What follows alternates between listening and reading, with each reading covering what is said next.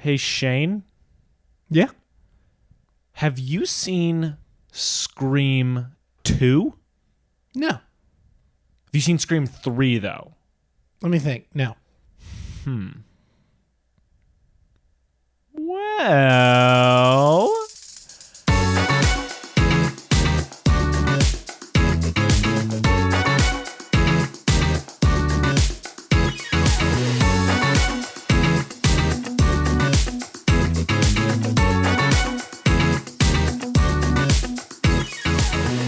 You have now. Yeah. So last week we watched and did a podcast about Scream 1. Which is basically just us talking about how much we love it. It was basically just us talking about how much we love it. And now we've seen Scream 2 and 3. Yes, in the part 2 Yeah. of our Scream trilogy, which, like the original Scream trilogy, will just keep getting worse and then randomly get better. Who knows? Who knows? Yeah, these two are weird, and talking about them is weird because, like, legitimately, if you compare it to the first one, where we just essentially rave about it, there's so much less to talk about with these two about the movies themselves, and so much more about the meta context of Scream as a franchise. Yeah. That makes it interesting because Scream, the original Scream, is the like franchise killer for the slasher genre, where it just like tore them a new asshole while also being a great one. Yeah. And then these ones slowly, like between 2 is pretty good, which that's something I do want to talk about, my like journey with them. But 2 is pretty good and 3 is fine. It's fun at best, but it's like maybe not great. Yeah. But it became the thing. It like Anakin Skywalker, became the thing it swore to destroy. Which is very funny. Which is very funny, and in a way, kind of a brilliant commentary on these on tropes of a genre. It's like, I feel like it's very smart in the way of, if it sucks, it's like, yeah, but it's commenting on how a lot of horror or like horror movie sequels suck. It's got the but if built-in it's armor. good, then it's just like, yeah, it's a good one and it's a sequel. Yeah. Who knew? It's like it kind of has a built-in excuse for not being like great, right? Which I think is, it's like, it's commenting on the fact that other ones aren't genuinely good. Hilarious to think about that as maybe they're out. But what did you? I mean, you had mentioned to me that you had seen a little chunk of this at a Dairy Queen once. Yeah, literally, of the second one. Like 2 or 3 weeks ago, I was driving back from Houston from a work trip, and just on the television was Scream 2. And I was like, hey, I think this is... Honestly, I wasn't sure if it was Scream 2, 3, or 4, but I just assumed it was 2. I mean, I was like, hey, this is Scream. And then when we watched it, I was like, this is the part of Scream that was on the Scream TV. 2, baby. And I just thought that was funny. So I have a little bit... I have probably... Well, no, because I've seen chunks of Scream. I've definitely, like, of all the rest of the sequels, the one I knew the most about was Scream 2, which is from the 5 minutes that I saw it. Not heard, I only could see it. Yeah. And there were no captions. It was just silent. It was a silent movie version of Scream 2 on the Dairy Queen television. Amazing. Yeah. The true auteur's way to watch Scream 2. Yeah. What did you think of, let's just start at Scream 2 and just kind of go, what did you think? Were you nervous about me kind of talking about how they weren't as good, that you just wouldn't like it, or? Yeah, I mean, yes. Like, I knew that, like, Scream 2 is a step down and Scream 3 is a step down from that. I knew they would probably still be, like, fun, but, like, Scream 1 is so damn good, I was like, you know what? Maybe it won't be that bad. And, like, you know what? Maybe it wasn't that bad. Like, I think Scream 2 is a lot of fun. I think it is genius the way it brings in stab. Yes. The movie within a movie stab is absolutely hilarious. You want to know a really fun thing about that? I think I might fact check you on this. I think I know what you're about to say. Is it who directed the stab? Who actually did it? Okay, so I saw that. Okay, so it is said that Robert Rodriguez directed Stab, but then I saw a correction of that said, actually no, Robert Rodriguez was just credited kind of as like a fun homage. Well, he made a Scream ripoff. You know what I mean? Or The Faculty, right? yes, Right, yeah, which is a movie I like. And so it's like I don't know which one is true at this point because there was like an interview that Robert Rodriguez did that said like I didn't actually work on it. Wes Craven just like asked me originally, and then he just like ended up making it, but he still put my name on it. So it's like I don't actually know how true it is. Well, I guess if he said. Yeah, like that being said, like I saw that. I didn't see his actual comment in an actual article. I saw somebody that he said that. So it's like all of this could be hearsay that I don't even know. I like to believe that Robert Rodriguez did direct Stab. There's a Scream 2 mystery. No, the Stab within Scream is maybe the most brilliant part of the movie. The casting for Stab is also hilarious, and I love it very much. Luke Wilson. Yeah, Luke Wilson as Billy Loomis. David Schwimmer being name dropped, but that's so great, so funny and perfect. They also name drop Jennifer Aniston in Scream 3, right? As like somebody's like body double or something like that. Yeah. Like I just thought that was really funny. Like I love all the Friends name drops. Yeah, and David Arquette's family popping up everywhere. Yeah, and literally every Nepo dad. His brother shows up and his dad I'm legit. Okay, his dad is 2, his brother's 3. Okay, here is my complaint about Scream 2 and 3, or at least maybe watching them this close back to back. I'm mixing them up in my head a little bit. I'm having a little bit of trouble remembering which happened in which movie. Yeah. Like I remember Scream 2 is where they're at film school, and Scream 3 is where they're on. Well, one of them is at 2 of them are at film school, and then the other one's an actor for some reason that we never really explored. Yeah, but they're in the they're film, in college. Like, all like so many of the set pieces are like in the like film classes.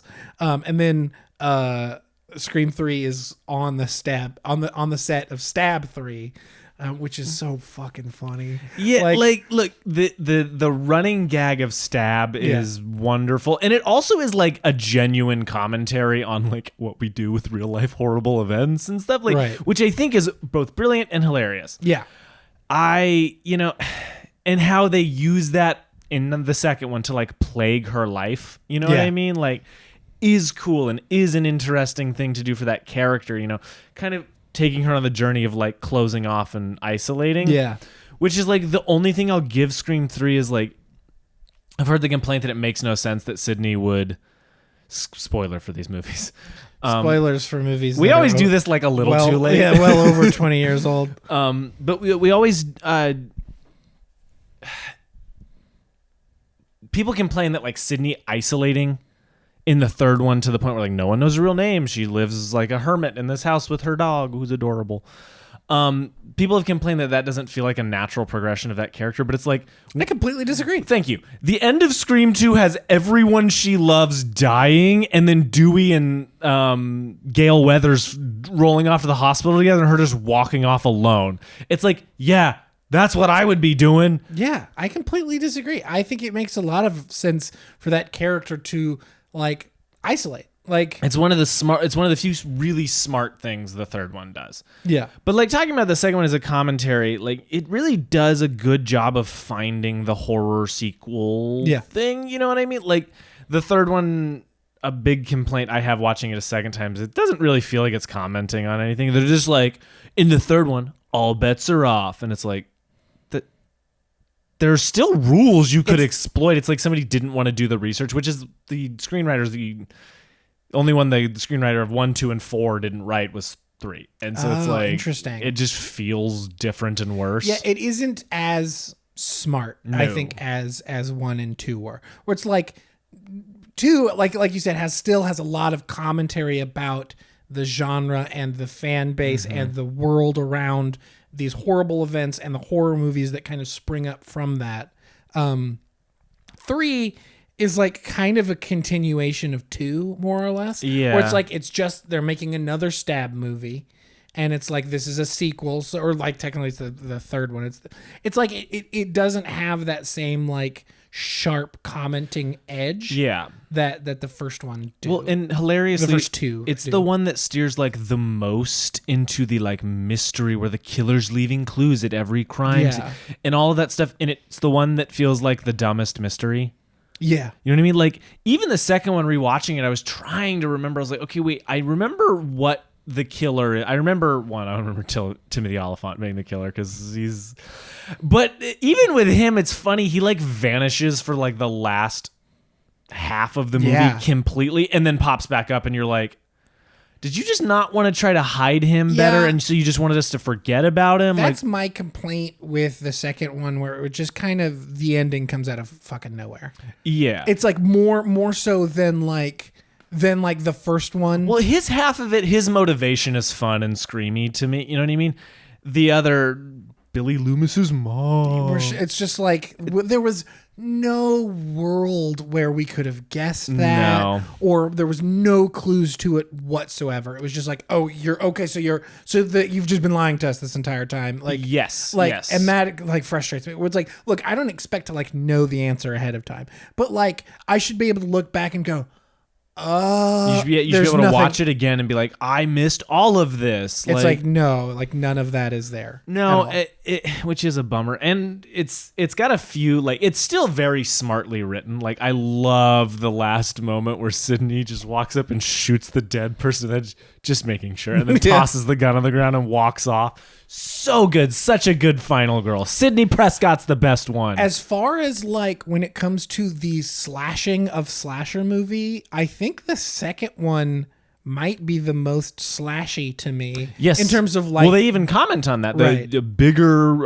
higher body count, more extravagant or more elaborate kill sequences. because like I think the third one takes a step back from that, Yeah. but like the second one takes a step up because it's when her boyfriend's like tied up on Mm-hmm. the thing and he gets shot in the chest. That might be the most like graphic chest shot I've ever seen in a movie. Really? I don't know what it was. I'm trying to it. think what would be another like. I think it's the fact that he's shirtless. You know what I mean? Like Yeah, every yes, other time you yeah. see somebody getting shot, it's through a shirt or something like that. There was just something about it that was like, Well, it's also a defenseless person. true, you know what I true, mean? true. Like, There's just something about the visual specifically. If it looked gross and real, and like, or maybe it didn't look real, or just I don't know. I was just like, ugh. I was Yeah. not expecting it to like look and feel the way it did in the movie, and it like got me. And like the same with a little bit with the like the headshot at the very end of the movie. That one also like just like kind of sprung up. I was like, whoa, okay, all right. So I appreciate that because like it's very much commenting on the slasher genre, and the first one like isn't all that much in terms of like actual like gory slashing on screen as much as there is in like the second one, you know? yeah, and like that is like I said, it's like part of the point of it, and I think it's a smart point. Now, there's something I just want to bring up now and get it out of the way, and I'm going to rant about it. And once again, I'm going to address you, the listener. I will never forgive this movie for killing Randy. Yeah. It is not only like stupid and makes no sense. Like the sequence is good. Like the lead up to the sequence, him on the phone yelling at the guy, like looking around trying to be proactive. Like it's a good sequence. Why did you kill the best character? Literally the best Like character. the character that is your built-in commentary on these genres. Yeah.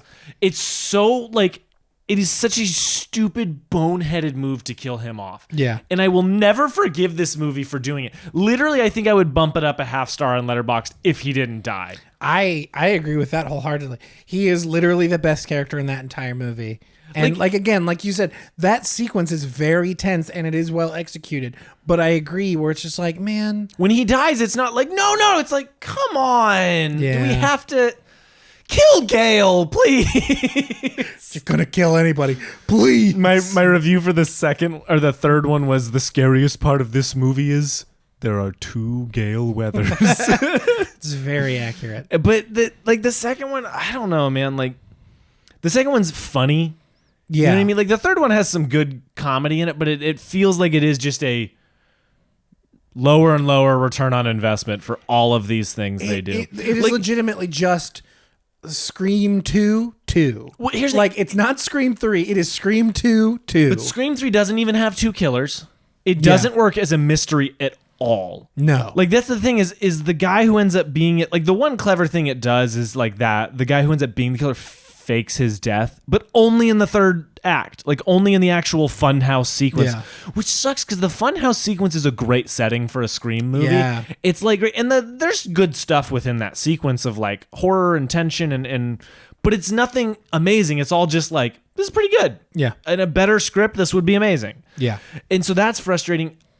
And it feels like they just lay on thick that it's the detective. They're like, he's They saying all the really make you want to believe but that's Patrick the Dempsey only is the- person that they even remotely like lean. And so then when it's just a misdirect, it's like, well, the first one took a lot of It's time that to. and then the actress. Those are the only two that like they really try to. It's funny because like they like barely try to like shove it towards the director brother guy. Yeah. It's like and then he just and then he like disappears for like large chunks of the movie. For me, and the third also hurts the first one a little bit with like the Maureen Prescott was an actor and she has a son and that son's the reason they killed her because he got Billy Loomis to do. It's like it's kind of boring and stupid. Like it I shouldn't say it hurts the first one. It just convolutes the first one in a really dumb way. Yeah. Where it's like, no, man, I like the idea that like each of these killers is progressive, right? Like one of them just wants to imitate the last one and then they want to imitate the last and then they also want to imitate the last because that feels like commentary in and of itself. Right.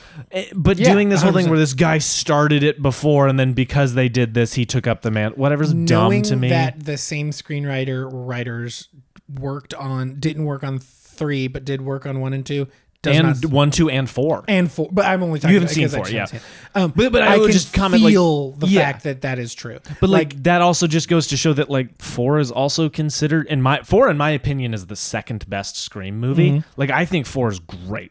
Maybe not like doesn't verge on great. Maybe that's just me. But like there's so much in 4 that is like this is quintessential Scream. Yeah. Like the frustrating thing in Scream 3, he doesn't even do the blood knife wipe thing. I noticed that. It's like why wouldn't you just it's the whole thing. You know another thing I don't like about Scream 3 is movie's ugly. Yeah. It's an ugly not movie. nearly as cool in any way. Movie ugly.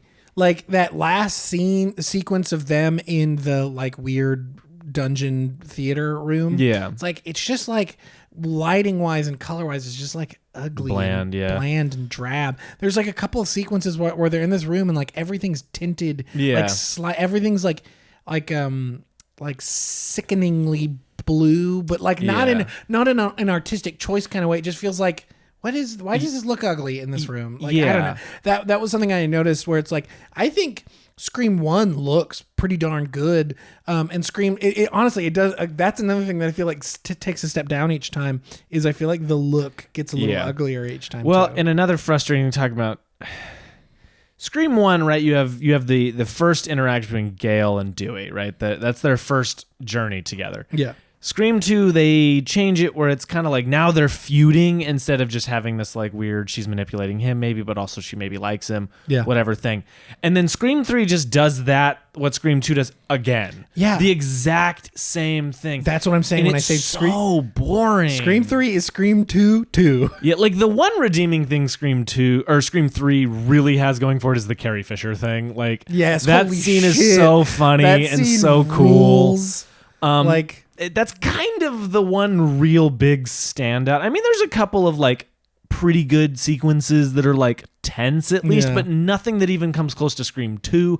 And here's the part that's the funniest. well, and it also has freaking Kronk in it. Kronk, well, okay, Just you're shout right. out to Kronk. And also Jay and Silent Bob for some reason. Why the fuck is Jay and Silent Bob in Scream 3? I will literally, it blows my fucking mind. it's wild. Why those two are in Scream 3. It makes no like. Look, I haven't seen. Like, why isn't it Kevin Smith and Jason Mewes? Like, why isn't it just those That guys would've been on way- the set of some movie? That would have been way funnier. It would've been if it was way just better. those like if it was just those actual people. Yeah. Like, that would have been way funnier. It also would have confused the hell out of me. Yeah. But just the fact that it is the characters of Jay and Silent Bob. Yeah. Wild. So now I want to talk about this weird thing, and I'm curious, this is kind of off topic, but I'm looking at it through the prism of Scream and I'll start with a question. Do you, when you revisit movies, how often do you think your like opinion changes? Interesting. Like the older I've gotten, the more I revisit stuff from like my childhood or like high school, the more I've noticed this. But I'm curious what your experience with that is. I think it's an interesting question. My opinion, I feel like my opinion changes at least slightly most times I rewatch something. At least something I haven't seen too recently. I find, and it's funny because I think it could go either way. I find it's like there's movies that I've watched recently where I was like, I remember enjoying it in like high school and watching it recently and being like, why did I like this? Yeah. Like one that comes to mind is the movie Waiting. I remember really enjoying that movie when I was young. This is the Ryan Reynolds. It's the Ryan Reynolds, Justin Long, 15 other people. I remember liking that when I was younger. I used to think that movie was really funny. And I watched it recently. I was like, man, this movie is foul. Like part of it is like the comedy of the mid 2000s and like versus like the comedy of now. But it's like, it is legitimately hard to watch now. I literally could not finish it. I had to turn it off. But then I find myself going back and watching movies and like softening on them. Like I remember like Avatar, a great example. Another good example, I think, is The Last Jedi. Yeah. When I first came out of that movie, I did not like it. And the more and more I've watched it, the more and more I've enjoyed it. And the more and more I've appreciated it. Oh, so we should just write warning, we're evoking the name of The Last Jedi. I'm a Last Jedi stan. I think there's problems with it, but I do think it is probably the best of the sequel trilogy. Hot take. I have a much more complicated relationship with that movie, but I do think The Last Jedi is good. Yeah, I think it's so much better than people give it credit for. And that being said, like I also think that part of the reason that I've softened to it is the things that frustrated me after watching it, I know are there, and I can kind of focus on the things that I do like, as opposed to the things that I think are a little dumb. Well, so I asked that because me and a film school, but do you know I went to film school? You went to film school? Me, like Randy, what? Went to film school. Except I graduated, you dumb son of a bitch. Yeah. Nobody stabbed, loser. Nobody killed this idiot. Nobody killed. People tried, that's for sure. But I mean, I wouldn't blame them if they did. Neither would I, frankly. Film students are pretentious as fuck. Yeah. Anyway, I say this because me and a buddy you just walk in there and you're like, I fucking love the Fast Saga, and they all start pulling guns. Get him! Legitimately though, like I feel like people found that out about me and they're like, really? Which, by the way, the Fast X trailer came out and my entire life has revolved around it since. Do we want to have a short aside? We do. That'll be a short, okay, we'll do that in the we'll do that have in a bit. A B segment that'll be the Fast trailer. Yes. So, but I say that because me and a buddy would have a constant debate because I have seen Scream a ton and then Scream 2 and 3 like once each until this rewatch. Uh-huh. And I remember enjoying Scream 3 more than 2. Interesting. But I think because the deficit between Scream and Scream 2 is so vast that on a first watch it's more frustrating for me. Because, like, I know you really, really dig Scream, but Scream is, like, one of my favorite movies. Yeah. Like, it means a ton to me. It will make my physical wish list. Yes. If that tells you anything. Scream 2 and 3 will not. Yeah, exactly. I like Scream 2. I legitimately like Scream 2. Yeah, it's, like, good. And you know what? That's a good movie. I like the more, because when I first rated it on Letterboxd, the original time, I gave it 2 stars. Yeah. I just didn't like it. I was way more mad they killed Randy. This is another one of those things of going in, I knew. Yeah. But you knew ahead of time? No. Like going in on the rewatch, I knew. Yeah. Rewatch, got it. But my opinion on it has changed so much on a rewatch. And that happens with me quite a bit. I realized as I get older, like my relationship with movies changes as I rewatch them. Like Top Gun Maverick, when I walked out the first time, I gave it 4 stars and was like, that movie's really good and really cool. And then I saw it again and again and again, and I kept realizing how much I loved it. Yeah. And bumped it up. Ford v Ferrari was that way for me. I walked out and was like, that was a good movie. And then it kept getting better every time I rewatched it. And then there's movies like Scream 2 and 3 that have swapped completely, where I like kind of dislike Scream 3 a little bit. Yeah. But Scream 2, I'm like, that's a pretty good movie. Yeah. I enjoy that. If I do another, like, if I binge the Scream movies again, I'll watch 1, 2, skip 3, and watch 4. Yeah. And it's an interesting thing for me, and I've been thinking about it a lot. Like Magic Mike, for instance. I didn't really care for I thought the first one was... I like the Magic Mike movies. I'm really excited about the new one. Leave me alone. When you're watching this, it is... Wait, has it been released? The new one has just barely been released as we're recording this, like a day or 2 ago. Gotcha. Just to place it in time. Yeah, just to stamp that for you. Yeah. Anyway, so like and then I rewatched them in preparation Yeah. for the new one, and I was like, okay, the first one is a good movie. Yeah. The second one is a great movie. Yeah. But I mean, like one of my favorite movies of all time, Hot Fuzz. First time I watched it, I didn't like it that much. Yeah. Like I just straight didn't like it that much. I was like, I don't know. It's like a Michael Bay movie. yeah. And then I watched it again. I was like, this is the perfect Michael Bay movie. Yeah. It's Michael Bay if he was good at storytelling. This is like the quintessential like what's his name? Not Ridley Scott, his brother. What's his name? Just Tony Scott? Tony Scott. This is the perfect Tony Scott Michael Bay hybrid, and it's absolutely hilarious and perfect. Yeah. It's like it's one of those movies where like you pick up on new details like almost every time you watch it. I've seen it so many times now, but like that is one of those movies. And there I feel like there are movies that are that benefit from multiple watches. So like you may not love it as much on the first watch, but on a second, third, fourth, you're picking up new things each time and loving it even more each time. Yeah. No, that's and. It's just interesting. I find that so fascinating where certain people get so stuck in like, well, this is a movie I loved, so it's a movie I'll always love. Yeah. And it's like every time I go into a new movie now, I always try to give it the benefit of like evolving. Yeah. And that can be for better or worse for me. Yeah. And for sure. dude, there are times where I'll rewatch a movie and I'll be like a movie I really love, and I'll be, I didn't really like this. And then like 2.5, 3 years later, I'll watch it again and be like, wait, I really like this. Like every time it should have the benefit of being different for you. I have a feeling that Scream specifically, I will go back and watch it and like it even more. Yeah. Scream 2, I think I will because I like it quite a Scream 2 quite a bit. I didn't love it, but I like it quite a bit. I have a feeling that will if either stay the same or get slightly better. I don't see myself enjoying Scream 3 more on a rewatch. I liked it even less on a rewatch, you know. Because it's like it's fun, and I use this description all the time. In a shapes and colors kind of way, it's a fun movie. But it's like I feel like if I watched it again, I doubt there'd be more detail to pull from it. Yeah.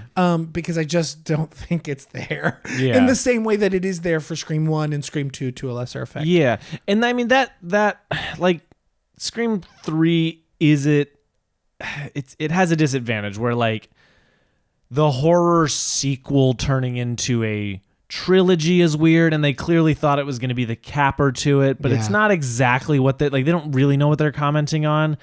They should have done the diminishing returns route and like steered into that, right? Yeah. But they didn't. They just kind of go, all bets are off in the sequel. Even you, Sid. And it's like, nobody believes they're actually going to kill any of these three people. Like, I just don't. And they didn't. You know what I mean? So did anything? I mean, the body count's big. You know, it's a bunch of people do die, but it's not, I don't know. Like the vast majority of them were introduced in this movie. Exactly. So I don't care. Yeah. Literally all of them. Did anybody we know die? I don't think so. I don't think a single person carried over and lived. Yeah. And 3 also has those surreal moments where like Sydney's dreaming of her mom and like. Which make no sense to me. It feels so wrong in these movies. Like, there's nothing to set that up as a thing that happens in these movies. So like, looking back on it now, it's like, so she's at her house and she's having these thoughts about her mom, and she's literally seeing her mom. And then in the very last scene of the movie, she sees her mom again, but it's actually just it's actually the bad guy. So who was that in the first one? Was it just a dream sequence, or was he doing that? Yeah. And the funny thing, the voice modulator thing in the third one is like a fun idea, the idea of using that, but it's like, it's so laughable at a certain point where it's like, okay, I'm not going to fall for the trick again and again and again and again and again and again. Because it's like, I get it. Whatever. But I don't know, man. Scream. It's really interesting to me, though, that Scream became a franchise. And I think that's something we should definitely talk about a little bit. Yeah. Because it's like, I get the first one made a ton of money, but what's another like commentary series like this that, because this feels comic booky to me. Yeah. In not in a like, it's very similar to comic books, but like comic books, you'll see something like Invincible. Like it was one of my favorite things ever, which is just it's like a superhero commentary book that is also, it's like Scream. It's like Scream is a great horror movie, but it's completely eviscerating the horror genre. Right. Invincible is that for the superhero genre. It's a incredible superhero tale, but it is also just a massive commentary on what these are and subversion of what these are. Yeah.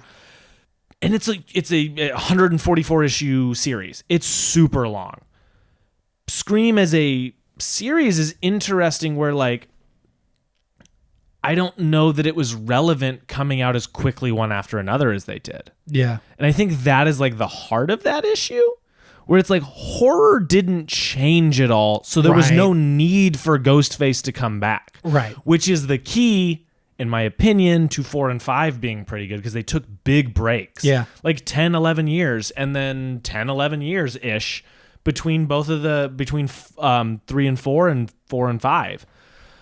It'll be interesting to see what that does with 6 coming so close after Ooh, 5. 6 coming. Now, 6 is an interesting case because the way, I know you haven't really been following the marketing because you haven't seen. You know, No, yeah, I've purposely stayed away. yeah, they're marketing it like they really believe in it. Interesting. Which is super cool. Now, that being said, 5 did very well and it has a bunch of like popular stars right now. So, Yeah. like, of course, they're going to market it because they think it can make money, and it will definitely make money.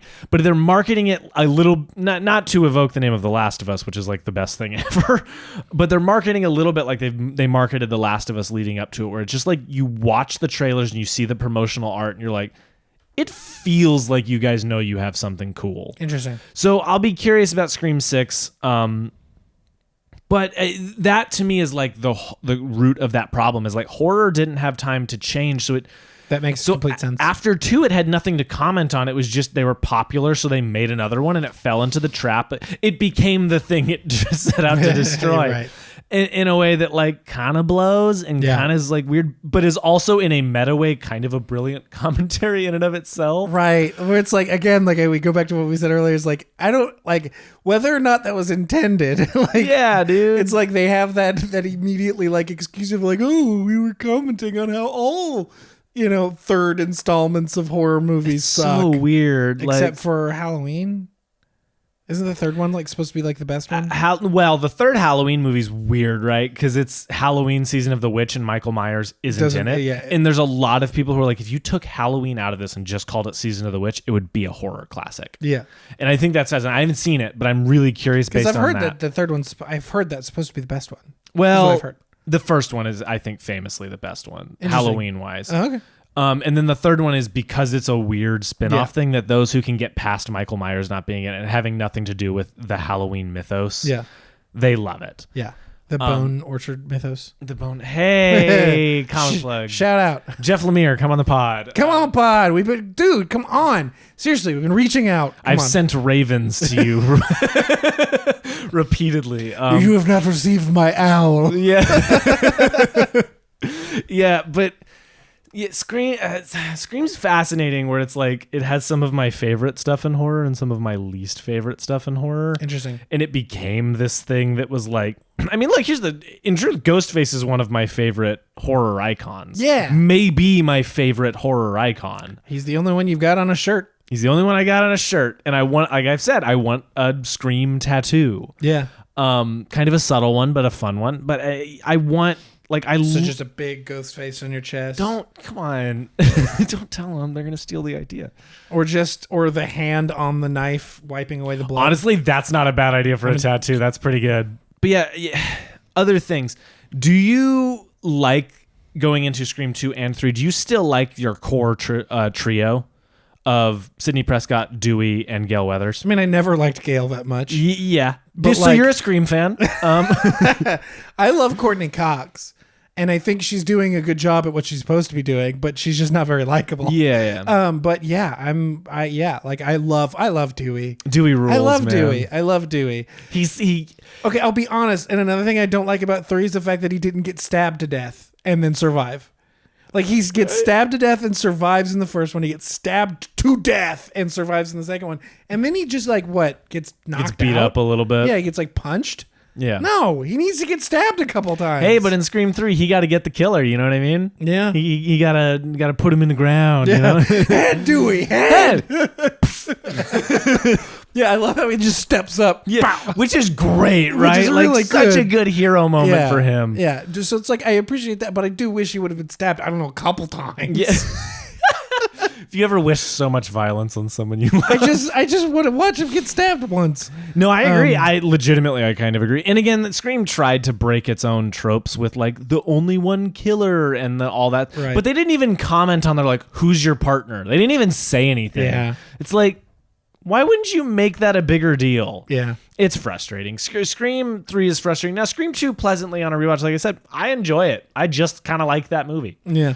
Definitely not the first one. No. But I like that movie, and it's doing some cool commentary stuff, and it's got fun performances. When Timothy, they're like, they always come back, and then Timothy Oliphant jumps up and is like, ah! And they just over and over again. That's a great moment. It's a great moment, dude, because it's like at that point in that sequence, you've forgotten about him a little bit. Did you like Timothy Oliphant in that? I feel like he's trying to do a Matthew Lillard impression a little bit. Completely. Don't get me wrong. I love Timothy Oliphant, yes, period. Yes. Like, come on the pod. Timmy, come on. Tim. I like him before that in the just like the normal guy thing. He's fine. I like him and Randy's like back and forth bit about talking about movies and stuff. Talking about sequels and stuff. Is cool. Uh-huh. I like his motivation. I think it's funny and over the top. And but he's trying to do a Matthew Lillard. Yeah, he's trying to do Matthew Lillard. And no one can do a Matthew Lillard. Yeah. Yeah. I agree with you. I fully agree with that. It's like I just don't he's fine. I think he's fine. It's everything before that I really like. I like everything he's doing before that because it's he's just playing a college student. Yeah. Up until the point and I don't hate it. It's just when you compare it to what he's trying to do. Where he's just trying. I don't know. I feel like a different decision could have been made for him not to try to be so like kooky crazy. And then I don't know. It's an interesting. But a Loomis needs what's Matthew Lillard's last name? Stu. Does he have a last name? Stu Campbell? I'll look it up later. It doesn't matter. It's a Stu. I was looking up their names earlier, and it just says Stu. Everybody else has their last name written. In the second one, she says his last name. Oh, yeah. Okay. Anyway, so Loomis needs their Stu. You know what I mean? That's these movies. And then Elwood needs their Stu. Yay! Because my name is Stuart, and his last name is. Wait, does that mean I got to be Billy? Yeah. Hey. My mom and dad are gonna be so mad. That's up there for the best line in that whole thing. Yeah. What's your excuse, or what's your motivation, Stu? Peer pressure. I'm very sensitive. Is also great. That's very good. I love it. Anyway, that's these movies. I think. Is there anything other big things you want to talk about? Little things, moments you like, moments you just dislike. No. No, I'm just kidding. I can't. Nothing like springs to mind. It was great watching Jenny McCarthy get murdered. That was a wonderful moment. It was beautiful and cathartic to watch her get stabbed to death. And also look, Patrick Dempsey. I really like Patrick Dempsey. Mm-hmm. Gorgeous man. He is particularly good looking in this movie too. But why was he there at the end? Yeah, that's a big question mark, right? It's like, were they setting up some weird romance or something? I think that was the idea. Yeah, I'm not into that. And he doesn't come back. Like, no, yeah, it's fucking spoilers, dude. Jesus. I'm just kidding. I am not surprised in the least to know that he doesn't come back. Another thing, I don't know how many of these people were famous before they were in these movies, or if they were kind of up and coming, or absolutely no names. But I think there are so many names in all of these movies. Which is a hiding tactic of like, well, they wouldn't get this guy just to get murdered. That's now become the famous Scream thing to do. I guess my question was like, how famous were they before the movie? Yeah. You know what I mean? Because like, I think some of them probably weren't all that famous, and they did a little bit of like Star Maker, because like if they were like not that famous, if they were like no names or up and coming, Jesus Christ, the casting department for all of these movies deserve to be freaking commended. Yeah. Because the casting is so good across the board. And like, all these people have like, so many of them have become like huge stars in their own right, or like, have their own like niches, within the film industry. I think it's really, really cool how well these movies were cast. Yeah, I agree with that completely. Which is, I mean, that doesn't stop. They continue to cast these very well. Yeah. Like, anyway, lessons. Do you have anything you want to? I'll be honest, no. Like, don't make it look kind of ugly. I don't really have anything smart or insightful that I really took away from these. I more or less I was just having a good time. Yeah. like I feel like there's something to be said about like, you know, trying to keep if you're gonna make 3 movies, and they're very specific, you know, telling this like with this very specific voice, keeping that same core crew together for all 3, I think is important. Like we were talking about with the writing in the third one feeling quite different because there's the writer is different. I think that's an important thing to take away is like, I mean, like literally the voice is different for the third one. And I don't know, like, I think there's something to be said for that. For sure. And then, just cast good. Just cast good movies, dude. Just like cast good though. Yeah. Why don't you just do that every time? I feel like you would have more insightful lessons to be learned from this. I talked about, I'm going to grab I feel like you usually have more insightful lessons. That's my brain just thinks that way. Yeah. You know what I mean? Like, Yeah. and like what that, like I told you, like every time I go to a movie, it's a new experience. I try to like garner something. I'm going to grab something from my Criterion shelf. I mentioned it a little before, but time is such a key element here. Yeah. Why 2 felt interesting because it picked a specific thing, but then 3 kind of falls apart in the commentary department. Because it's commenting on the same things that the second one was commenting. Just worse. In like a less specific way, Right. too, which is way more boring. Like I think Scream obviously works and is timeless. Scream 2 I think works to a lesser degree, but it's still commenting on something different. It's commenting on horror sequels and how like that is still commenting on something different. Scream 3 is just commenting on horror sequels. Again. Yeah. So it's like I think I completely agree that like time is important. And the horror genre is infamous for doing these like long running Nightmare on Elm Street, Halloween, Friday the 13th.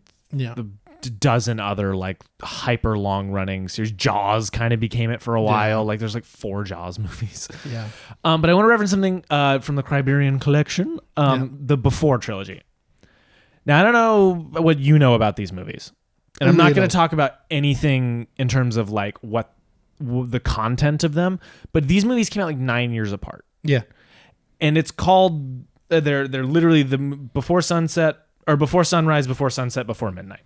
Yeah. It's about evolution. It's about change. It's about time. Yeah. Richard Linklater's favorite thing. That dude loves a good long running thing. That dude loves a good long run thing. But he also loves Ethan Hawke. Don't we all? I love Ethan Hawke. Yeah.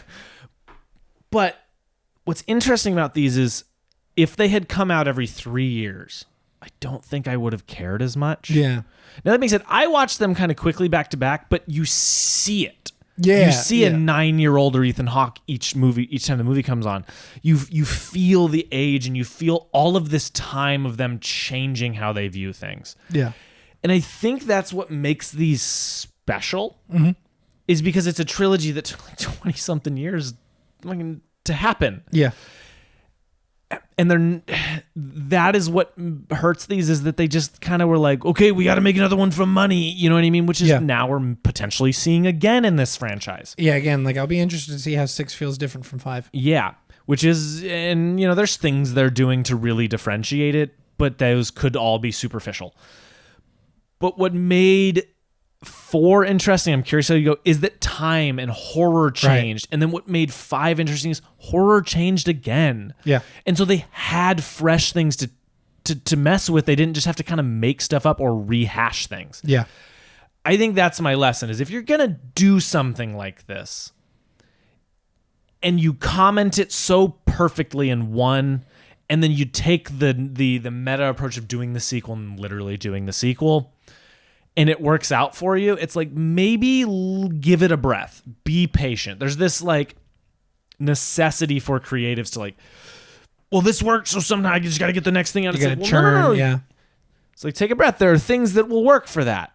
There are things that will work. TV works great for that. This idea of rapidly doing it and sequentially, you know, like movies sometimes, especially movies that are commenting on something, or, you know, now we're seeing it with the Lega sequel, which I have opinions on within the Scream franchise. Yeah.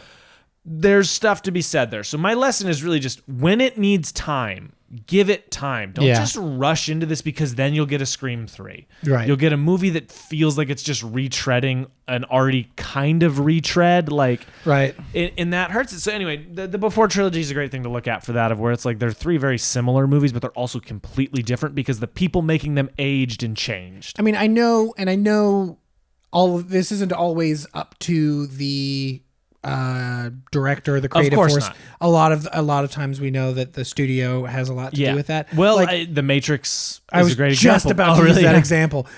So like the Wachowski sisters made the original trilogy, and then just recently, Lana Wachowski, I believe it's Lana, made Matrix Resurrections, because like she came out after the fact saying like they told me that she came out in the movie saying it. in the movie saying that like if I true, very accurate, that if I didn't work on this, they were going to do it without me.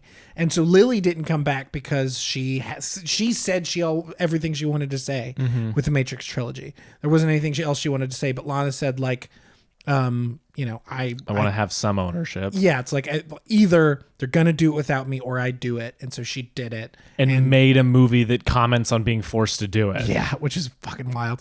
That movie's insane. I need to watch it again. I've only seen it the once. I appreciate the insanity. I won't lie to you. No. I definitely appreciate the insanity. And if you have to do it, at least she took a fucking swing. I think my review for that movie was like it feels very different from the other Matrix movies, and maybe that's the point. Like. Yeah. I mean, it looks different from the other Matrix movies. It looks different, feels different. There's so much, but it's still like it's an interesting movie. It's a trip. That's an interesting. That's a. I think that goes well in this conversation about like Lego sequels and giving it time and like there's and commenting on itself. Yeah. Like that's an interesting movie to compare here. But I need to rewatch it before I make that comparison. But yeah, that's kind of my lesson, is just knowing when to give yourself time and knowing when to jump into another one. Like, I think that's important. And, frankly, being able to have those conversations of like, are you okay with the story you told? Yeah. Are you okay walking away and letting someone else do it? Yeah. Because I think there are times where like, I would be fine. I mean, I'm also a big comic book guy, and that's so much of what comic books is that is like so people's ingrained. era on a character. You know what I mean? Like Scott Snyder, Tom King, Grant Morrison, all these guys took a run on Batman, and because the one that came after maybe sucked or is maybe better doesn't affect theirs, they still had their run and they knew when to walk away. I think that's just an important lesson. I think it's an interesting thing to think about. Very meta, as in it's Scream. Why not? Yeah. The segment like Meta. The Facebook company Meta, sorry, dumb bad joke. Metaverse, segment. Mark Zuckerberg. Segment or I have a discussion game that we can do, and then after that we'll do Fast X, little Fast X trailer discussion. So first things first. I talked a lot about the casting of these movies, and I think that made me think, what if we had a little bit of fun and recast, just like the third one did, recast the characters, the second and the third one, recast the characters of the first movie. So I looked up a couple lists online to see what other people thought, but how about we do a little bit of recasting, go down the list of characters in the first movie and recast them in 2022 peoples. Okay. All right, kicking it off with Casey Becker. That is Drew Barrymore's character. What do you think? So this is interesting because there's a couple of answers I love, but like I said, Samara Weaving, probably getting the Drew Barrymore treatment coming up. She may or may not be on this list later. All right. Yeah. There's another answer, and it's Maya Hawke. Oh, that one's great. But Maya Hawke got Drew Barrymore in the Fear Street trilogy. No way. Yes, did she really? She really did. Spoilers for the Fear Street trilogy. Well, who cares? It's literally in the trailer. Yeah. So my answer might still be Maya Hawke because she I just really feels like like the right answer. Maya Hawke is perfect. It's a great one. Yeah, no, I just think it's Maya Hawke. I mean, to the point that literally it happened in a real movie. Yeah, so I have, like I said, I pulled some lists online to see what other people thought, and here's what the fans submitted. Elle Fanning. Interesting. I think that's fun. I like Elle Fanning. I think that's fun. And then Florence Pugh. No, right? Like no. She's too big. And she's too Florence Pugh. Yeah. Now this list I think was made in 2020. So this was kind of, I think, a little bit before the Puissance. Well, it was the year after the Puissance started, though. Yeah. It was Well, after but, that crazy year she had, wherein true. she was in a horror movie is that true. I have sitting right up there. There's right over. This is true. That's true. But No. no. Like, I think Maya Hawke is my choice. Fun as hell answer, right? Maya Hawke. Let's go with Maya Hawke. The principal was originally Henry Winkler. There's an answer here which I think is fun, especially for the same reason that Henry Winkler was chosen. But do you have any original thoughts before I? Jason Sudeikis is kind of a fun Jason answer. Sudeikis is a great Jason choice. Sudeikis is a fun answer, especially in his Ted Lasso era where he's just Yeah. kind of like, "Hey guys, how's it going?" Yeah. Do you could have be anybody fun. else? The one that they have listed, which I do think is fun, is Jason Alexander, the guy who played what's his name on Seinfeld, the bald guy on Seinfeld. What's his name?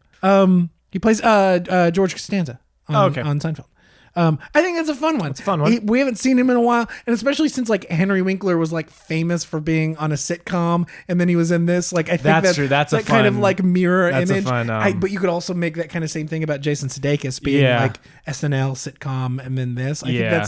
I think either of them would be really good, and I think honestly, I prefer Jason Alexander Well, then, because I think he could play the happy Yeah. principal, but then also go crazy with Yeah. it. I think Jason Alexander could be fun. there it is. I like Jason Alexander. Tatum Riley, that's Rose McGowan's character. Yeah, What did you think? Because I don't know. You need somebody bubbly. You need somebody yeah. Who's the list person? I'm trying to.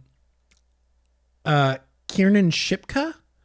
She is in. I think she's in that new Sabrina show on Netflix. Oh, you know what? That's fun. She's really good. That's a fun I answer. think that one's great. yeah. I don't know if that because she's on the Sabrina show, if that complicates things. Catherine Newton is kind of a fun answer too. She was Catherine Newton. freaky. She's in the new Ant-Man movie. She's playing Scott's daughter. That's a good one. I think she's a really fun answer for that one. She I could think play that's a that really quite good well. I also think, what's her name? Ruth something from Happy Death Day. I haven't seen it, but I'm gonna believe you. But she may pop up later for me. I Yeah. love her, but I think she could also do this. She may be a double answer, but Catherine Newton I think is a really good one for this. Yeah. I would love to see Catherine Newton in a role like that. Let's do. Who do you think? Who's your pick? Catherine Newton. Catherine Newton. Randy, originally played by Jamie Kennedy. The one that they have here is literally perfect, but I can't wait to hear what your thought is. Randy. Okay, Randy. This is tough because you do have to. You need somebody like Motormouth a little bit. Yes, for sure. Who is it? They have Skylar Casando. He's in Booksmart. Holy shit, dude! He's also plays young Sean Spencer in a lot of Psych. Oh, really? If for like the second, he's the second young when he ages up a little bit. That's Dude, so fun. he is the answer. He's literally He's the only answer for like most movies, though. Yes, I love he's him. so good. Absolutely perfect. Yes, I want him. Okay, here I think is the toughest one, and there's two answers here, and I think they're both interesting. Stu, Matthew Lillard's character. His is like an impossible task, though. I think one of them is incredibly interesting that they have listed. Do you have any? Who is thoughts? the? Do you have two for him? There's two for Who's him. the less interesting one to you? Okay, the one that I'm a little bit more confused about is Jack Quaid. But he's in. Well, when you told me we were doing this before, I had the thought of like, what if Jack Quaid did play that role? But so you but thought that too. I had that thought, but I think he might make a better Dewey. Interesting. So I think we'll he talk would about be, that in I a think bit. he would but be a good Dewey. I'm not on because he essentially plays Dewey a little bit in The Boys. In The Boys. Yeah, he's the. What's his name in The Boys?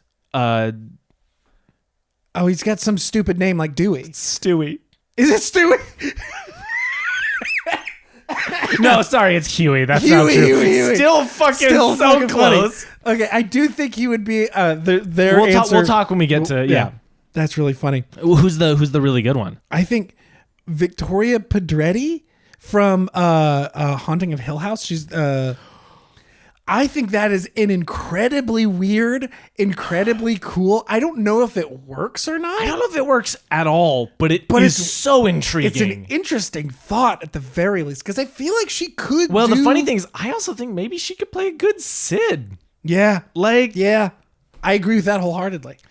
Man, because that's the thing is I'm trying to think of like a big personality Yeah. who pulls it off though. Yeah. There's a lot of like actors who give big performances that don't quite work. Yeah.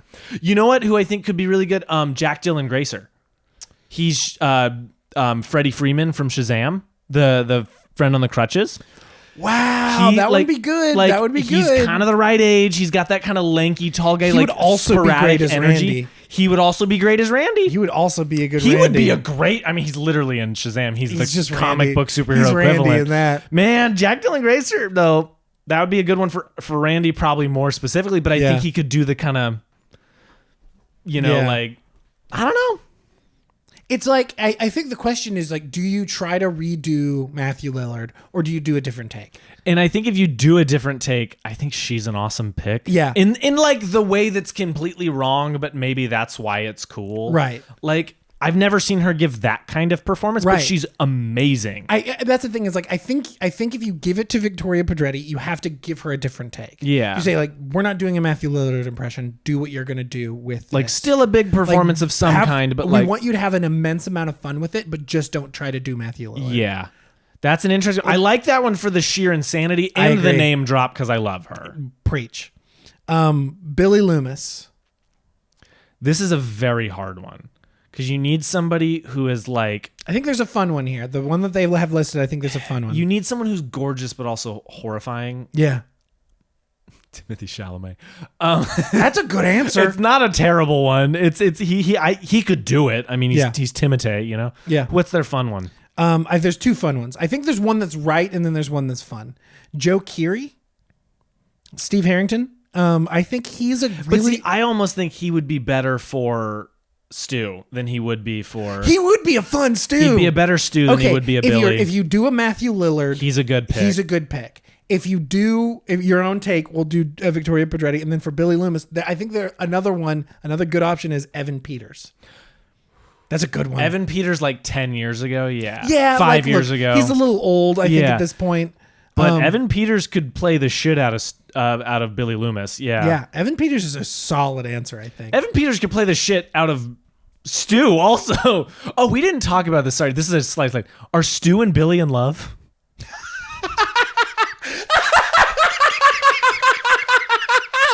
I have no idea. But kind of, right? Like, Oh, it's- that laugh just made me lightheaded. They definitely want a bone, though. They just Like don't a know lot. it. They just don't know it. They can't articulate it, so they did this crazy thing together. That's fucking hilarious. This is like this is a long debate Scream fans have. And I can't believe I didn't bring it up, so we're just doing it now to interrupt this. Do they want a bone? They want a bone, dude. Oh my I hold God. to this wholeheartedly. Okay, They want a bone. I need to rewatch it. Just for that. Like, they want to fuck. Yeah. Like, because they're literally stabbing each other. They're repressed, dude. They're They just- literally stabbing each Yep. other. You They- stabbed me too hard, man. You can't do it with your junk, so you have to do it with that. Okay, dude, there's a really cool read, and maybe it's probably problematic, but an interesting reading, no matter what, of those two characters being homosexually repressed. Yep. Interesting, super interesting. I don't know what the answer They are. is. They are. I don't know if they are, but it's fun to think they are. It's an interesting. It's a super. They super, kissed super, a little. That's what I like to believe. yeah, they did some over the pants stuff. For sure. Yeah. What are we doing with the Billy Loomis? So I think for Stu, Joe Keery, if we're doing a Matthew Yep. Lillard impression, which I think is really cool, and Victoria Pedretti if we're doing a different take. Here's the problem. Stu, what's the other guy from season 4 of Stranger Things? Oh, Chrissy, wake up, that guy. Yes. Oh shit. why are there like a lot of good answers There's a for good- Stu? Who in my opinion, I thought would be the hardest. Yeah, I know. Oh shit. I think he may actually. Dude, here it is. Here it is. Oh wait, Here it is. fucking Billy from Stranger Things as Billy Loomis. Fucking Billy would be a great one. Because what I was gonna pitch is Chrissy Wake Up guy as Yeah. Stu and Joe Keery as Billy. Yeah. But I think Billy from Stranger Things. Billy is Billy. Darcy something. Yeah, whatever his name. I believe. like him a lot. Like He I think is- he's he is awesome. super underrated. He He needs is- to have a massive career. Yeah. But no, I think genuinely, I think he would be a great great Billy Loomis. Yeah. Man, he's the answer, I think. Yeah, I think he's just he's your Billy. he's Evan great. Peters like 3 years ago, Yeah. 5 years ago, or I think Billy, Yep. Billy from Stranger Things. Shit, phone voice. Who should voice the phone? There's an answer here. There's the one correct answer. Who is it? Bill Hader. It's just Bill Hader. He could do an amazing.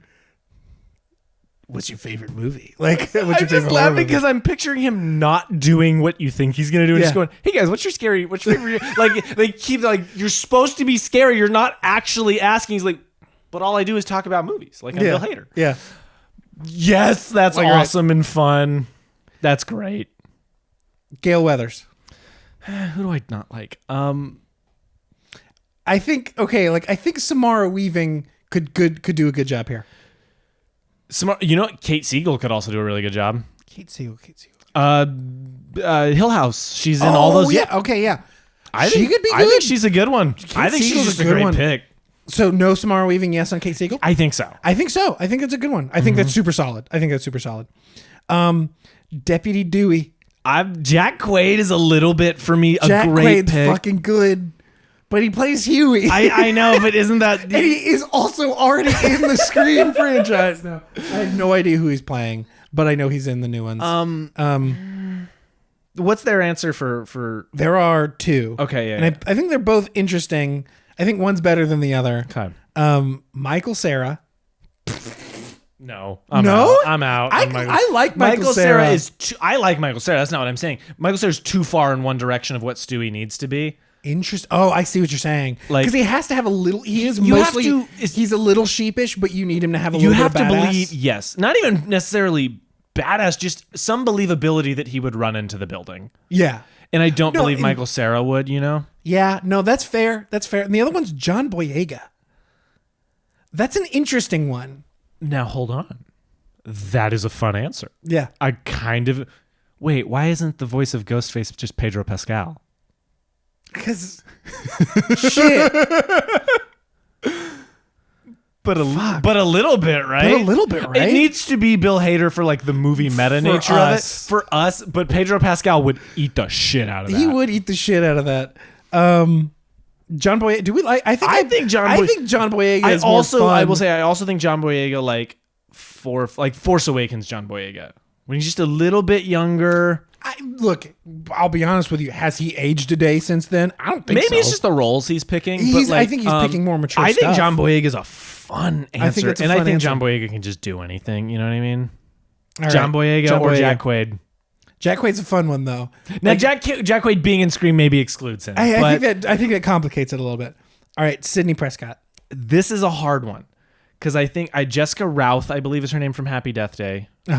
I think she could play amazing, but I also think But because she's already she's already is a scream queen. she's already a scream queen. Scream. And technically a final. No, she's not quite a final girl.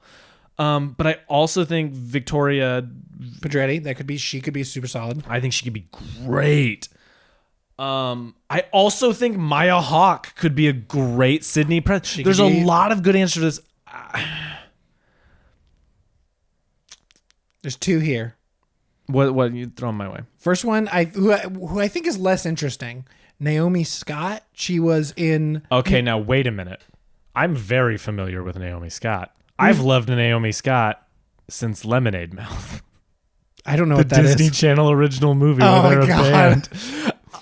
Legitimately, and she's the pink Power Ranger in a Yeah. movie with Billy, Billy that should have got a sequel. Yeah. I think honestly, I don't know, dude. She's so similar to Nev Campbell that it makes it a little less interesting. She does serve Nev Campbell a little bit. Like, because like in the picture that I saw of Naomi Scott when I researched, who's Naomi Scott? I looked it up, and then I was like, she just kind of looks like Nev Campbell. Like if you put her in a bob, she just kind of looks like Nev Campbell a little bit. Maybe. What's the other one? Zendaya. I love that answer. I love that answer so much. I mean, because I also kind of think Hunter Schafer could do it too, though. Hunter Schafer. Euphoria fame. I haven't seen Euphoria. Would I know her from anything else? You would not know her from anything else.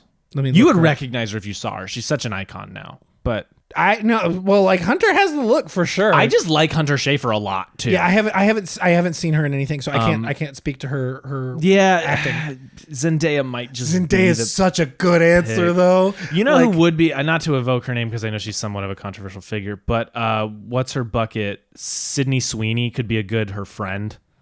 Oh, Sydney Sweeney would be a great Tatum. yeah. Sydney Sweeney would be a great version, a great one for that. Yeah, But I don't know. Zendaya's like a boring answer a little bit, but it's also like that. Sometimes that's just the right one. just because it's boring doesn't mean it's not wrong. Yeah, Like, I mean, like Samara Weaving, she's already done the Final Girl. she's already done the final, and she's also in Scream, so we kind of have to exclude no her. fucking way. Are you serious? Yeah, I said that earlier. I was like, Samara Weaving is gonna take the Drew Barrymore role of dying early. Oh, Yeah. oh, Samara oh. Weaving is in Scream 6. Oh, I didn't know that. And not only that, there's a character in Scream, like a background character in Scream 6 dressed as Grace from Ready or Not.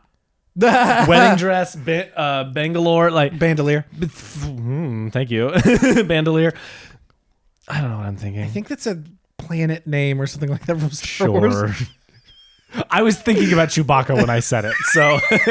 That one's surprising.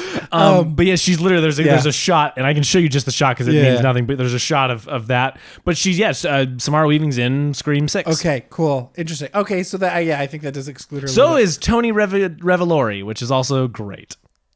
Flash Thompson from the new Oh, Spider-Man shit. movies, and he's No in fucking way. he's the bellboy from Grand Budapest. I love him. it, He's love awesome. it. I think we have our list. I think we have the That's list. a super fun. It's list. a weird one. It takes some left turns here and Yeah. there, but I think it's cool. I think the biggest one is like Joe Keery for Stu for a Matthew Lillard impression, or Victoria Pedretti. That's Victoria Pedretti is so random and weird, and I don't get why I kind of think it's awesome. I'm same because like I feel like I know she can go there. I just haven't seen her do it. Yeah. You know what I mean? Because she goes to some places in Hill House. You Well, know what even I mean? in Like, Bly Manor, she plays an incredibly different character. This is you know what I very mean? true. She's like Yeah. night and day different, way more like open and out. Yeah. You know, forward facing. It's interesting. I don't know. yeah. I need to rewatch the Flanagan horror miniseries, Same. like all three of them. I need to rewatch Bly Manor. I've seen all the other ones twice. I'll tell you what, dude. I need to rewatch Bly Bly Manor Manor. was a weird thing for me, where I might like it more than Hill House, even though I don't think it's nearly as scary. which is like, in my opinion, crazy hot take. I say this in a very soft, casual way, right? Like right. I'm not dying on this hill, Yeah. but like I remember watching, and part of it could have been my experience watching. I watched all of Bly Manor with someone. Oh, we interesting. watched Kylie. Oh, okay. Not to name drop.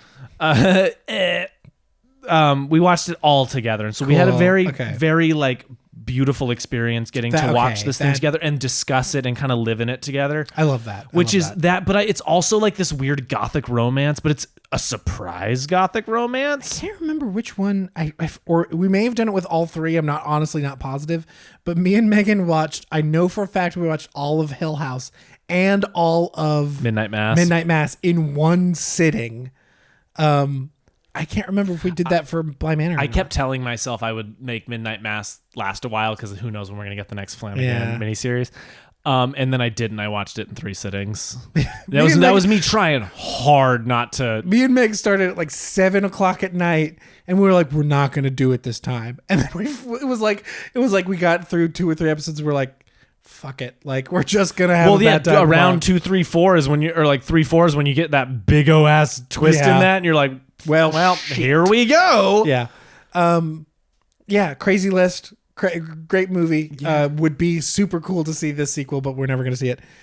Then let's talk about Fast 10 trailer. I mean, we have a trailer to go off of. Yeah. No, it's a long trailer. It's a long fucking trailer. They showed, I think, every sequence. Is it from like the- a 3.5 3 and a half minutes Yeah, long. it's a long one. Don't get me wrong. It made I literally drove home from work to watch it on Yeah. TV on my lunch break. Yeah. Um, Who do you want me to start, or do you want to start? I'll have you start because I'll have you start. No, wait. To preface, sorry, not about the trailer, but Fast and Furious. Obviously, we're deep lovers Yeah. of the Fast and I am. Furious I saga. am a convert. Yes. I am. You know, he has converted me to the religion of family. of family and American muscle. American muscle. The Toretto. I don't know. We need to come up with a religious name Yes, for and our start this a and- cult that we've begun. Yes. So I am cautiously optimistic. There are things that scare me that I saw, and I think I am more scared about, or my fear of that is clouding my opinion more than it is for you. But like, my biggest fear is, for the love of God, I'm thinking that they're probably going to bring back Brian. If not in this one, or actually, you know what I think it will be? The end of this one. The end of this one into the next one, which scares me. And then I also think it doesn't, like on a visual level, doesn't look great. Like, there's a lot of green screen, a lot of CGI. You know, the funniest thing about that, the green screen thing is, my cousins were actually in Rome when they were filming and saw some of the cars drive by. Interesting. Which I'm so fucking jealous. Yeah. So it's like, clearly they were shooting a lot of this on location. There is quite a bit of practical stunts that you can see in the trailer for sure, but there's also a lot. It's specifically, the thing that bothers me the most about it is how much of it is clearly green screen. Yeah. Where it's like, that person is clearly not in that place, and there's no reason that person couldn't have been in that place. No, I fully. There's too much smog in LA now to see the skyline. So I mean, honestly, so those are my fears, is that like the action CGI crap is going to be in your face, and then the Brian of it all absolutely terrifies me. On the good side, I think I'm super excited for Jason Momoa to be in this. I love Jason Momoa. He seems like he is at the perfect wavelength. I also fucking love that Rita Moreno is Abuela Toretto. I love that shit. Holy God, I love Rita Moreno so much. And I'm so glad she's getting cool. She's doing good shit recently. Like, I feel like, you know, for a long time, she wasn't like, you know, she won her Oscar and then kind of fell off the face of the earth, which is a sad story about Rita Moreno, because she like won the Oscar and she's like, this legitimizes Latino women to be in the film industry. Like, this is going to mean so much. And then she didn't get any roles, and it didn't change anything, which is really sad. Yeah. But it's great to see. It's like, just like Ki Kwan coming back, there's so many better roles for men and women of color in the film industry now, and it's so great to see her coming back. We talked a little bit about the Fast and Furious saga, weirdly being a pioneer of being that. a great champion for people of color. I completely agree. And so it's like great to see her in this. I love her so much, and that is perfect casting. So I'm very excited about that. And then also like fucking Vin Diesel being Vin Diesel. Did you have to look at the pop above my head? I kept thinking. Do you have to look at Little Dom? Okay, I'm going to say this and it's going to be blasphemous and you're going to get mad immediately. I only could think of Dwayne Johnson and he knew that was wrong. I know. I was hold the phone! I could only think of his name and it's clearly not him. Fun that Statham's coming back. That's fun. Like Statham felt bought in a way The Rock felt over the top to these that I... Yes, I completely agree with that. And so like, look, I think that part of it... do we know if Chris Morgan is writing this? Do you know if Chris Morgan? I think that's an important element. If Chris Morgan is still on the script team, then I feel good. But it's like from that perspective, you can't break apart my family. Oh God, no, really? No, he's not. No, Justin Lin. Interesting. Okay, so he's not Chris Morgan, who is like written basically all the rest of them, is not writing this, which I think is interesting and a little scary. And Justin Lin leaving kind of a couple weeks into production is rough. And then the guy that they got to replace him is not great. Now, my one thing about the guy that they got to replace him, the movie was already prepped and going. They just needed a guy to steer, to literally follow the GPS that Justin Lin made for the movie. True. But that doesn't make me feel good. Oh, no. That the dude who directed The Incredible Hulk. Yeah. I that scares. I've seen, I think, the first Transporter or maybe the second one, or I've seen enough of it to know what it looks and feels like, and I don't care for it. So it's like that. There are things that give me an immense amount of pause, but what works about it is the same things that have always worked, which is like the casting and like specifically just the actors that feel bought into it. So take it away.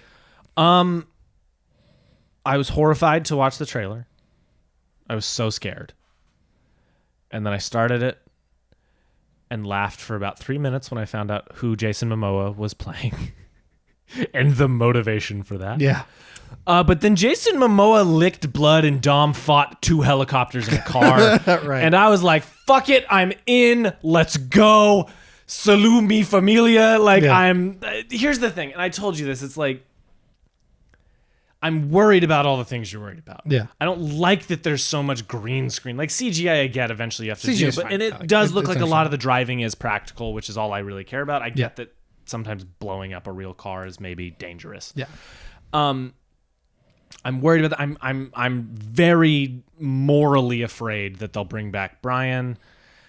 And look, is there a caveat to that? Maybe, like, if his family is the one that comes in and does it again, it's like, then I don't know what's right and wrong there. It's part of my fear. But there's a line in the trailer, and I told you this already, but Dom just says, "You'll never break my family." And it's fucking Shakespeare to him. And that is what I want. I want everyone in these movies to fully fucking send it and believe in it. And it looks like everyone is. Like Jason Momoa throwing the line, he's like, "Never accept death when suffering is owed." It's like, Great holy line. shit. Great line. I can't help it. Yeah. But when Dom's like, "Let's race," I'm like, "We're racing again, boys." I can't help but just be excited as a lifelong fan of these wonderful, wonderful pictures. Yeah. Like I it just means the world to me, and I have to go in being excited. Like, I have to go in accepting that, like, because that's the thing is the 9th one grew on me. You know what I mean? Yeah. Like, the first time I watched it, I was like, I don't really like this. The second time I watched it, I was like, I really don't know if I like this. And then watching them all with you leading up to that one, I got it, and I was like, okay, I like this. It's fun and cool. John Cena's coming back. Jason Statham's coming back. Man, I just love this saga, and I'm so in. Like, I'm so excited. Cautiously optimistic, but I am excited. Like, I'm sure it'll still be fun no matter what. So it's like... and it'll be the first one you get to go in theaters and see. It'll be the first one I'll see in theaters. So we're gonna go get some nos and just drive into the, you know. Hell yeah, bro. I'm probably gonna watch the trailer again after we finish recording this because I'm so fucking excited. But anyway, that's enough on Fast X from the resident Fast X experts or Fast Saga experts. Yeah. Recommendations. You want to go first? You kick us off on this one. I have one recommendation. It was for a movie I saw literally today.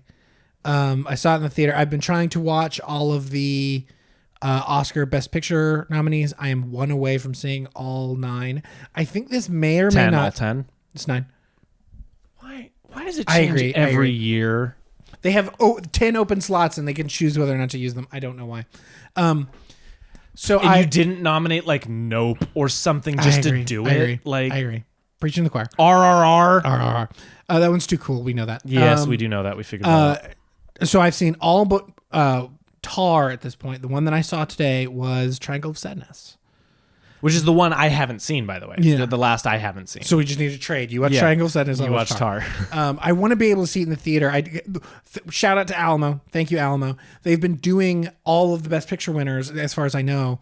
That last weekend they did All Quiet on the Western Front. This weekend they did Triangle of Sadness. Triangle of Sadness. Hopefully soon they'll bring back Tar. I think that'd be a great way for me to see it because I want to see it in the theater. Because there's I think there would only be a couple that I didn't see in the theater. The rest of them I have. And so, yeah, Triangle of Sadness. I love what it's trying to do. It is an incredibly interesting movie. It's an incredibly fun and weird and gross movie that I like quite a bit. It is it is maybe the least subtle movie I've ever seen. But in a way that fuck subtlety. We don't need subtlety, especially when with the issues that this movie's talking about. So little of those issues are so subtle nowadays. Why be fucking subtle about it? So it's I recommend watching it. That is my whether or not I'm in love with it or I think it's the best movie of the year. I don't know. But I do definitely think that like if you have an opportunity to see it sometime soon, watch it. Because it is a cool, weird, singular take for sure. And it is well worth it. All the performances are phenomenal. It looks really, really, really good. There's just a lot of bodily fluid in that movie, my guy. There's a lot. So if you're squeamish specifically about barf or diarrhea, maybe know what you're getting yourself into. But if you're okay with those things, or at least seeing them on screen for an extended amount of time, yeah. So Triangle of Sadness. Oh, actually, 2 recommendations. The other one, Ethel Cain. I've been listening to Ethel Cain's music. I can't remember her most recent album name, but I listened to her new album. Her most recent album, fucking good shit. Super good shit. It's like singer-songwriter-y, but it's like emo sad girl shit with some like Now, wait a acoustic and minute. electronic flair in there. That's my exact. It's your exact shit. I told you to listen to it yesterday. You said, I don't listen to music. And I said, okay. Well, This might just go too bad I when know, it's a somebody good, recommends new music. it's a solid bit. Ethel Cain, listen to Ethel Cain. Good shit. Paramore also dropped their new album. It's also very good. The new Paramore album's cool. Yeah. Okay. My recommendation is pretty simple. There's this movie Dave Franco directed. I might have talked about it on the podcast before. It's called The Rental. Yeah. And You've it at least is- talked to me about it. Yeah, I like that movie. Like, not many people saw it. It came out in like 2020 and had like a very tiny theatrical run. I would check that out. It's a cool movie. It's like a good little entry in the like slasher genre. And it did something to me where every time I go into an Airbnb now, I check for cameras. I scope the place out. I make sure we're secure, and then I don't sleep very well. Yeah. Literally, I went and saw it, and then like a week later was in an Airbnb and didn't realize how effective it was until I Yeah. walked into that Airbnb and was like, I'm not sleeping tonight. This is great. Which one affects your Airbnb views more? Barbarian or The Rental? I haven't been to an Airbnb since I saw Barbarian, so there's a big question there. Just whatever you do, don't go down into the basement. Don't go into the basement, and also don't go into the house, kids. Just leave. Don't go on the trip. The world is dangerous. Scary place. If you're in Detroit, anyways. Yeah. Anywhere else, you're fine. Well, Chicago.